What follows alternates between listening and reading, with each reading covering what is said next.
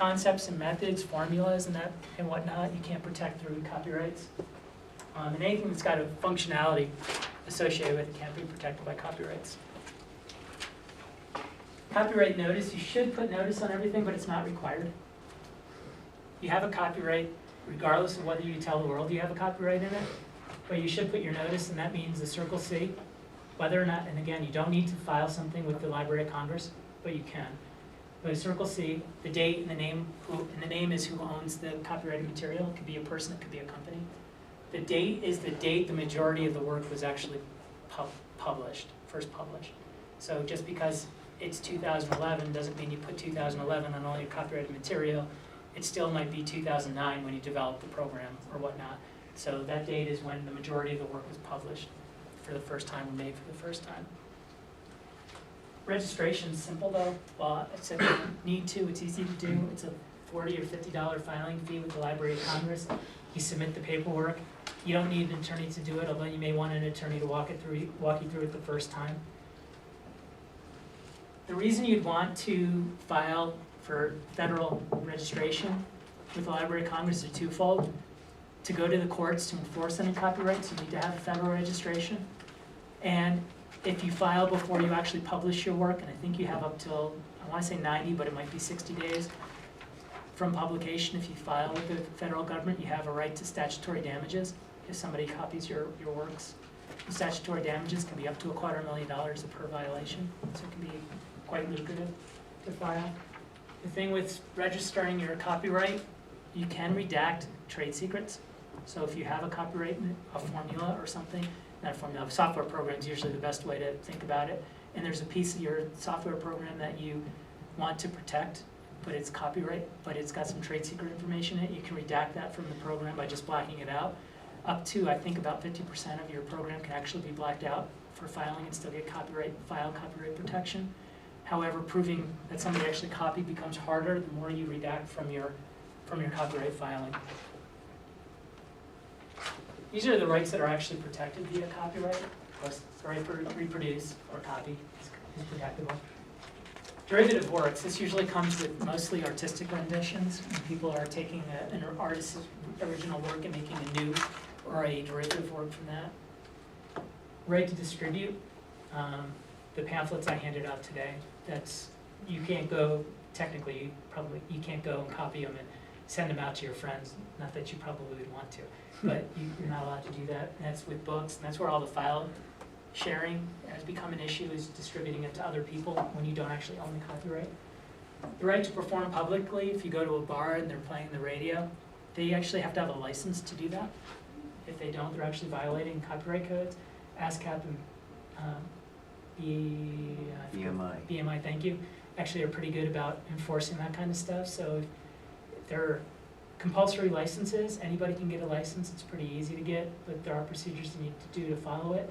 And none of the copywriting clearinghouses are very forgiving if you don't get that in the first place. And then the right to display also goes along with the whole thing. Can you talk a little bit more about that? The right to display? Yeah. Actually, I can't. Put something up in public is really what that means. So if you went to a public square and you displayed something that's not supposed to be, if you republicast like a TV program or a sports program or something along those lines, you can't go back, you can't re-show them. It's mostly public, kind of like if you went to a park and you were going to show one of the Harry Potter movies, when you didn't have a license to do that, that'd be a public display. Say the news featured you on TV, and Okay. you've got a copy of that, and now you've embedded it in something that you're doing for yourself. Is that an example of that? Yes, that'd be a copyright violation because the media that somebody took of that, the video or the sound, was actually something done by a different person. Right. Most places are very good about copyrights. It's not too many places are going to not let you use their stuff Right. for your own, if it's about you or your own stuff, but you have to go ask for permission. When in doubt, copyright's a very easy way to get permission. If you do it by mistake, most people are okay if you just take it down. It's not usually going to be a long, protracted battle. You might have to pay some money to get the rights to use it. Work for hire. So it's less of a problem now, but a lot of people with new businesses, they start a web page and they hire somebody to make their web page for them. They don't necessarily own the copyright in their own web page because they hired a graphic artist who actually owns the rights. And this is only a problem if you want to change it. Because if you change it, you're now making a derivative work from that original, and you need to get permission from the person who owns the copyright. So you have to do a work for hire. When you're hiring somebody to do something for you, make sure that the copyright ownership is specifically addressed. I have a question about that. What if you provided the material for that web page or whatever you're doing, like the photos, the different things, and then you wanted to use it for something else? Would it be copyrighted even though you put it, that web page done, or? It'd be fact specific. If you were rearranging it for a new web page, it might be a derivative work, but if it's your photo and you give it to a graphic artist to put into their product, Right. then it's a compilation and you might have some rights in it still.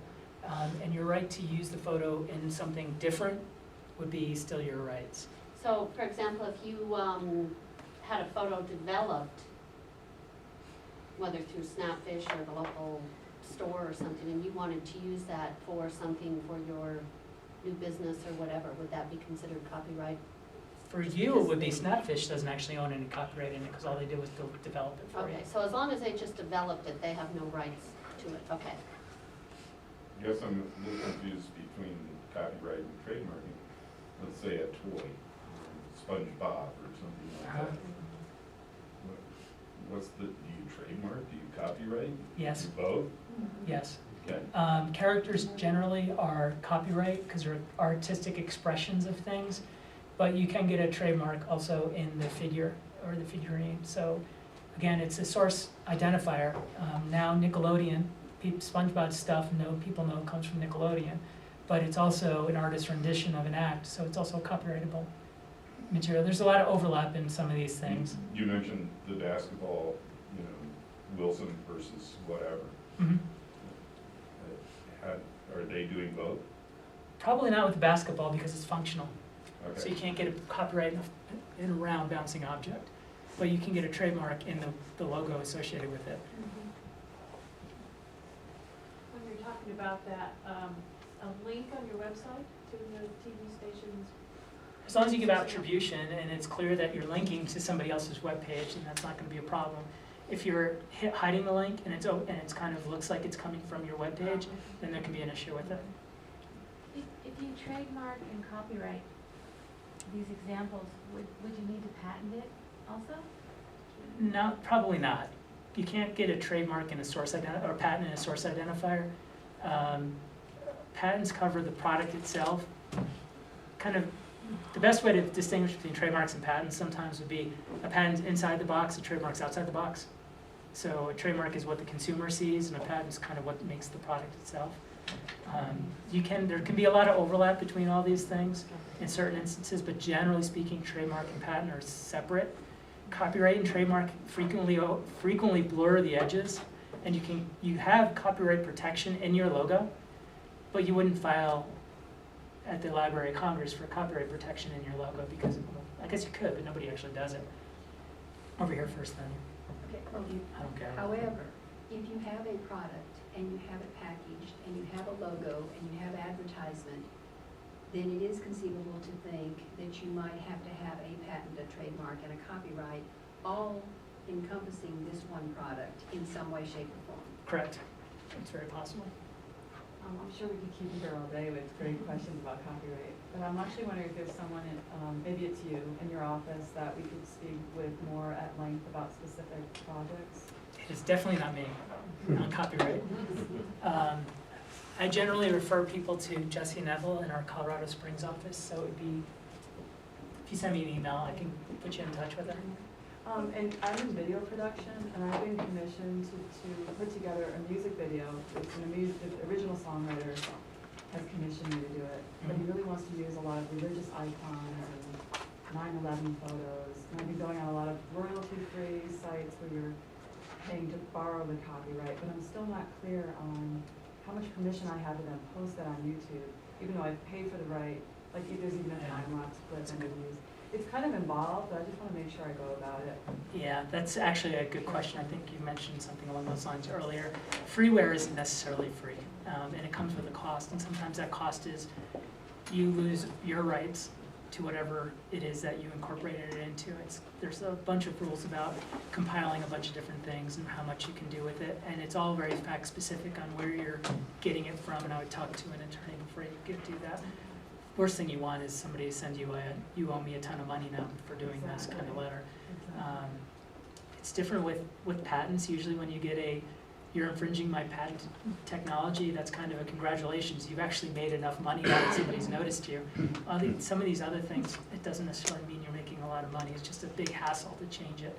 And you do want to talk to people about using that freeware, the clip art and that kind of stuff, and whether you can actually use it, because sometimes they do come with restrictions that are embedded in their licensing agreement somewhere. Yeah, I printed all that out, so that person, Jesse, yeah, would be good to talk with, and I can get his name from you. her, but yeah. Or after.